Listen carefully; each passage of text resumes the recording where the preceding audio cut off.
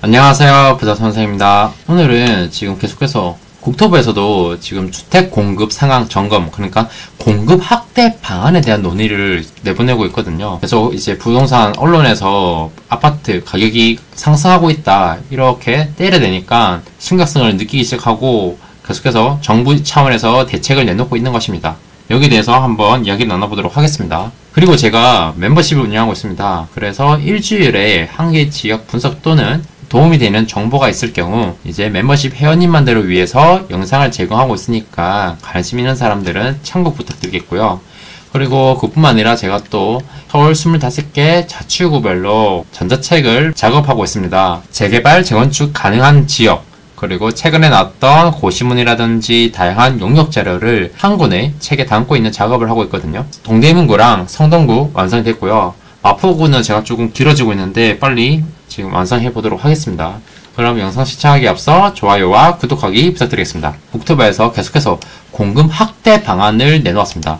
사실은 이게 우리가 진짜 필요한 게 뭔가요? 부동산 시장에서 이제 주택 가격을 안정화시키기 위해서는 공급, 실질적인 공급이 필요하거든요. 정부는 계속 방안, 그러니까 실질적인 공급은 하지 못하잖아요. 사실은 정부가 할 수 있는 게 아니라 이것들은 시공사, 건설사들이 아파트, 이제 주택을 공급하는 것인데 시공사들이 지금 집을 안 짓고 있죠. 계속해서 정부는 방안이라는 말, 그러니까 그리고 계획, 분양을 하겠다, 이런 식으로 착공하겠다, 이렇게 식으로 계속 미래형을 씁니다. 이거 어쩔 수 없는데 어쨌거나 정부 차원에서는 지금 수요가 불안해서 계속 지금 주택을 사고 있으니까 그러한 불안감을 없애주는 것, 그러니까 앞으로 주택 공급 계속 될 것이다, 이런 시그널을 계속 제공을 해줘야 되거든요. 그런 차원에서 의미가 있지 실제로 지금 공급이 부족하다, 이 사실에 대해서는 변함이 없습니다. 여기에 대해서 정부가 어떤 식으로 지금 방안을 논의를 하고 있는지 살펴보도록 하겠습니다. 이거 앞부분 생략하도록 하고 계속해서 지금 서울 수도권 일부 지역 아파트 중심으로, 사실은 이거 지금 여기서 계속 서울 수도권만 언급하고 있는데 특정 지역은 특정 지방도 상승하고 있는 거 있습니다. 그래서 언론이나 많은 사람들이 이 서울 수도권에 관심 있다 보니까 서울 수도권 보고 있는데 지방도 잘 봐야 됩니다. 그래서 상승폭이 확대되고 있다, 여기에 대해서 우려를 표현하고 있는 것이거든요. 그래서 계속 본인들의 그 우려를 어떻게 보면 지금 투기 수요로 번지지 않도록 이렇게 선제적으로 관리를 해야 된다, 이렇게 이야기를 하고 있거든요. 그러니까 이거는 앞으로 상승이 계속되면 앞으로 이 투기 수요, 그러니까 정부가 말하는 투기 수요를 억제하기 위해서 우리가 규제를 내놓을 수도 있다. 또다시 수요를 억제하는 것입니다. 제가 계속 말씀드리지만 지금 이 공급 방안 확대, 이 부분에 대해서 제가 강조를 하고 있거든요. 사실은 이 공급을 위해서는 수요가 있어야 됩니다. 수요. 근데 지금 수요가 늘어나니까 정작 다시 수요를 억누르려고 하는 것이고, 그렇게 되면 이 공급도 다시 이제 잘 되려다가 다시 못 되는 것입니다. 왜냐면 지금 사실 최근에 행당 7구역이라든지 이런 데 보면 기존에 조합들이랑 시공사 분쟁이 있어서 해결을 했거든요. 그 사유도 지금 계속해서 성동구라든지 이런 곳 상급지 위주로 구축 가격이 오르고 있다 보니까 이제 조합들도 우리가 시공사한테 공사비를 올려주더라도 앞으로 자신들이 그 수익이 생길 것이다, 이렇게 생각을 한 것이죠. 악순환을 하고 있는 것입니다. 또 수요를 억제할 수도 있다는 이 뉘앙스를 주고 있는 것입니다. 그래서 철저히 관리를 하겠다, 이렇게 적극 대응하기로 했다, 이렇게 말하고 있거든요. 그래서 8월 달에 추가 주택 공급 확대 방안을 내놓겠다고 합니다. 사실은 이걸 잘 봐야 되는 게 지금 여기서도 이 주택이라는 것은 사실은 우리가 알고 있는 아파트가 있고요, 비아파트가 있습니다. 비아파트. 사실은 지금 많은 사람들이 아마 이 주택은 아파트다, 이렇게 생각하는 사람이 많은데 비아파트도 있습니다. 그래서 정부도 사실은 이 공급 시그널을 줘야 되는데 아파트 공급, 이거는 최소 몇 년이 걸리기 때문에 오랜 시간이 걸리잖아요. 그러니까 불가능합니다. 그렇기 때문에 정부 차원에서는 이 비아파트 공급을 확대할 수 있는 방안, 그래서 또 착시 현상을 주겠죠. 그러니까 우리가 몇만 땡땡만호 공급할 예정이다. 그러니까 우리는 공급이 부족하지 않다, 이렇게 말할 것이거든요. 그래서 여기서 저는 이 비아파트 공급 확대에 초점을 맞추도록 하겠습니다. 아마 이 부분에 대해서 강조를 할 것이거든요. 비아파트 공급 확대를 위해서 가용한 모든 정책을 원점에서 재검토하겠다. 또 저는 이 부분이 조금 인상적이었습니다. 지금 다시 원점에서 재검토하겠다는 것입니다. 그래서 상기 신도시 이런 것들은 사실은 저는 솔직히 늦었다 생각하고요. 아파트는 늦었다고 결국은 정부가 기댈 수 있는 것은 이 비아파트 공급밖에 없습니다. 그리고 왜냐하면 지금 이 비아파트 수요는 많지 않거든요. 사실은. 왜냐하면 지금 또 최근에 전세 사기 이슈로 수요를 지금 다 아파트로 보냈거든요. 아파트 가격이 신축 위주로 먼저 회복을 하고 있는 것이고, 지금 비아파트에는 수요가 없다 보니까 빌라 가격은 그렇게 회복을 하지 못하고 있다. 그렇기 때문에 우리는 이 원점에서 재검토하겠다. 다시 사실은 정부 입장에서는 아파트로 갔던 이 수요를 이 비아파트 시장으로 보내야 되겁니다. 최근에 즉 거래량이 없었잖아요. 그렇다 보면 아파트로 간 수요를 결국은 분산시켜야 됩니다. 지금 최근 2년 동안 아파트를 산 사람이 없잖아요. 사실은 거래량을 보면.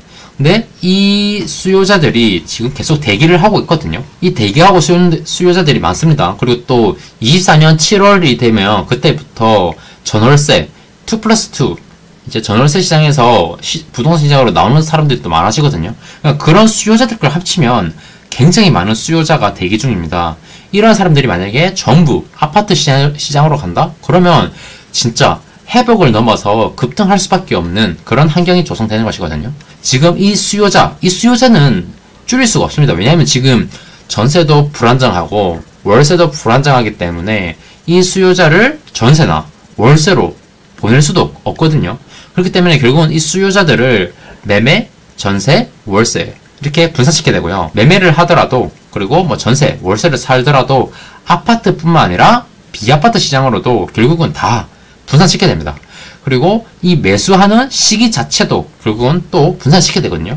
그러니까 정리를 해보면 주택이 유형이라든지 아니면 이 매매, 전세, 월세 여기 이 세 가지 선택지 중에서도 또 분산시켜야 되고, 주택을 만약에 설령 매수한다 하더라도 그 매수하는 시점, 그 시점도 다 분산을 시켜야 됩니다. 뭔가 수요를 억제하려고 한다. 그러니까 또 뒤로 미루는 것이죠. 이제 터지는 것을 방지하기 위해서 뒤로 미룬다. 어쨌든 간에 저는 이 비아파트 공급에 관심있게 보고 있습니다. 그래서 자신들은 뭐 전년 동기 31% 증가했다 이런 식으로 계속 홍보를 하고 있거든요. 그렇게 중요하다고 생각 들지는 않고요. 비아파트의 경우 지금 24년 3월 19일에 도시공간 거주 품격 3대 혁신 방안이 나왔습니다. 그래서 뭐 그때도 이 뉴빌리지 사업 용적률 인센티브를 부여했다. 이거에 대해서 또 강조를 하고 있거든요. 이거에 대해서 또 추후에 이제 8월 달에 주택 공급 확대 방안 이렇게 내놓는다고 했잖아요. 그래서 저는 이때 비아파트 공급 확대에 대한 내용이 줄을 이룰 것이라 생각합니다. 결국은 지금 24년 3월 19일에 나왔던 발표 후속 내용을 더 발전시켜서 내놓을 것이라 생각하거든요. 그래서 여기서 계속해서 뭐 용적률 인센티브를 줄 거니까 비아파트 지어라 이렇게 하는 것입니다.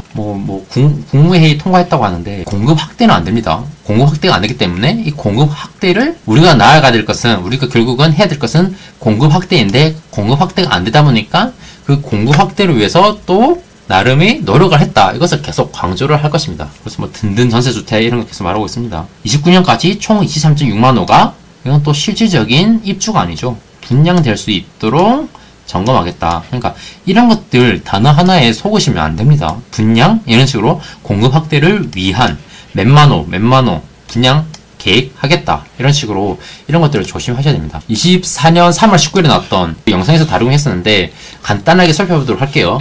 결국은 여기도 주택 공급을 해야 되는데 아파트 공급은 빵이 아니기 때문에 오랜 시간이 걸린다. 그렇기 때문에 비아파트 공급을 해야 되는데 지금은 국토부 또 자신의 브랜드를 만들었죠. 뉴빌리지 사업을 도입하겠다 이렇게 말을 했었습니다. 지금 보면 이 도시재생의 패러다임이 바뀌겠다, 전환하겠다. 그러니까 기존에는 지금 말 꾸미기 위주, 그러니까 이 보존에 초점을 맞췄습니다. 그런데 이것을 패러다임을 획기적으로 전환하겠다. 정비사업, 개발도 한다. 그러니까 개발과 보존의 균형에 초점을 맞추겠다는 것입니다. 전면 재개발이 어려운 노후 저층 주거지에도 계속해서 이 아파트 수준의, 이것도 사실 말이 웃기지 않나요? 아파트는 아니다. 아파트 수준의 주거환경을 갖춘 부담 가능한 주택을 공급하겠다. 그러니까 말이 조금 계속 좀 돌고 도는 것 같죠. 사실 많은 사람들은 아파트를 원하거든요. 수요자들은. 그러니까 이 수요자들은 결국 아파트를 원하는데 아파트를 공급할 수 없으니까 아파트 수준의 비아파트를 공급하겠다는 것입니다. 그래서 아파트 수준의 편의시설을 설치를 지원하겠다. 이런 식으로 계속 강조를 하고 있습니다. 그래서 과거에는 주거지 정비와 관계없이 마을 꾸미기라든지 뭐 지붕 개량, 뭐 벽화, 이런 꾸미기 이런 것들에 초점을 맞췄거든요. 그래서 지금 서울시도 계속해서 오션 설정이 돌아와가지고 바꿨잖아요. 이걸 한번 설계드리면 21년 서울시에서는 무려 21년 6월 18일 날에 2세대 도시재생으로 대전환을 하겠다라고 보도자료가 나왔었습니다. 이전 서울시장에서는 보존에 치우쳤던 이 도시재생을 앞으로는 개발, 정비를 포함하는 방향으로 대전환하겠다. 그렇게 했기 때문에 오세훈 시장이 과거 도시재생 활성화 지역에 이제 신통기획이라든지 모아타운 이런 식으로 계속 정비 기회를 주고 있는 것이거든요. 그러니까 이거를 국토부가 어떻게 보면 지금 컨트롤 CV 하겠다는 것이거든요. 이것을 전국적으로 구도심에 노후화된 전면 철거는 불가능하지만 기존의 이제 마을 꾸미기에 초점을 맞춰가지고 진행되던 도시재생을 개발, 정비도 도입을 하겠다는 것입니다. 그러니까 그런 것들에게 또 기회를 줄 수 있는 것입니다. 결국은 이것도 보면 3월 19일에 나왔던 그 도시공간 거주 품격 3대 혁신 방안이거든요. 조금 더 자세히 살펴보면 결국은 이 구도심 쇠퇴 현상 이것이 또 양극화 문제를 언급하고 있거든요. 그렇기 때문에 또 계속해서 이 원도심, 구도심이 노후화된 도시재생, 활성화 지역이라든지 이런 곳들에게 이제 기회를 줄 수 있는 것입니다. 사실 이것도 저는 동의를 못하겠는데 뭐 재건축 재개발이 활성화되고 있다고 하거든요. 그러나 지금 여기서는 소규모 단독 연립주택들은 소외되고 있다. 그러니까 구도심에 있는 소규모 단독 연립주택들에게 기회를 주겠다는 것이 뉴빌리지 사업입니다. 구도심 내에 있는 뭐 문화예술 수요 대비 공간 여건이 부족하다. 그래서 이런 것들에 기회를 주게 된 것입니다. 결국은 이게 지금 서울시는 모아타운을 지금 도입을 했잖아요. 이 모아타운이라는 것이 소규모 관리 지역이거든요. 결국은 소규모 관리 지역에다가 자신의 브랜드를 붙인 것입니다. 오세훈 서울시장이. 그래서 여기다가 이 4가지 종류가 있거든요. 빈집 및 소규모 주택에 관한 특례법, 여기에 대해서 이제 소규모 정비법, 여기는 4가지 종류가 있습니다. 여기 보시면 자율주택 정비사업이라든지 가로주택 정비사업, 소규모 재건축, 소규모 재개발 이렇게 4가지가 있는데 이제 모아타운, 모아주택은 사실 이 4가지 다 가능하긴 한데 대부분 다 가로주택 정비 사업으로 추진되고 있거든요. 그러나 이 뉴빌리지 사업은 보시다시피 자율주택 정비 사업 여기에 대해서 언급하고 있습니다. 여기서도 도시재생형 또 나뉘는데 정비연경이랑 이제 도시재생형 이 2가지로 나뉘거든요. 자율주택 정비 사업, 개별 재건축을 언급하고 있습니다.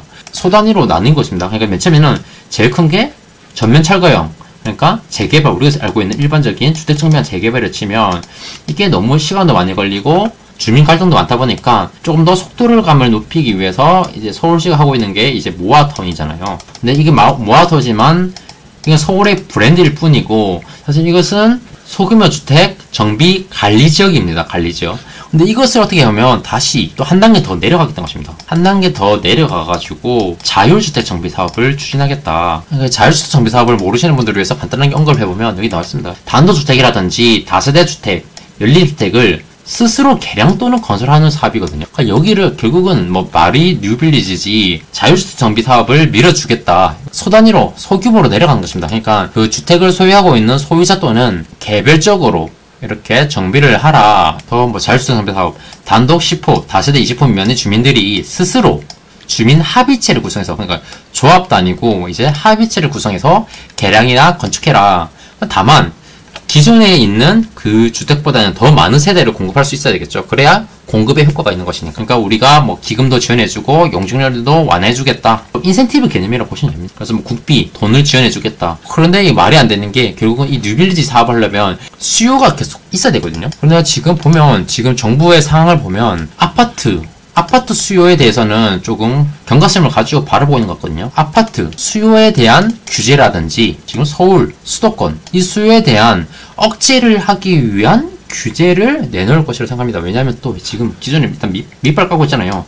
투기 수요가 들어올 수 있기 때문에 우리가 사전에 선제적으로 관리를 하겠다. 그래서 저는 이런 규제가 나올 수도 있다고 생각합니다. 이 수요자들을 억누르겠죠. 이 수요자를 결국은 정부는 비아파트 시장으로 보내려고 할 것인데 또 비아파트 시장을 활성화시키기 위해서 지금 또 재개발, 재건축, 뭐 뉴빌리지 사업 이런 사업들을 하고자 할 것입니다. 실질적인 공급은 저는 계속해서 말씀드리지만 늦었다. 그래서 이 수요는 결국은 억누를 수 없다. 결국은 뒤로 미루는 것이다. 이렇게 생각합니다.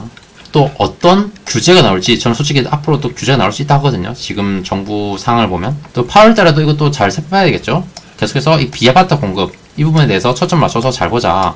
어차피 상기 신도시 이런 것들은 이미 늦었다. 이렇게 말씀드릴 수 있습니다. 그럼 오늘 영상은 여기까지고요. 다음에 또 도움되는 영상으로 찾아뵙도록 하겠습니다. 긴 영상 시청해 주셔서 감사합니다. 감사합니다.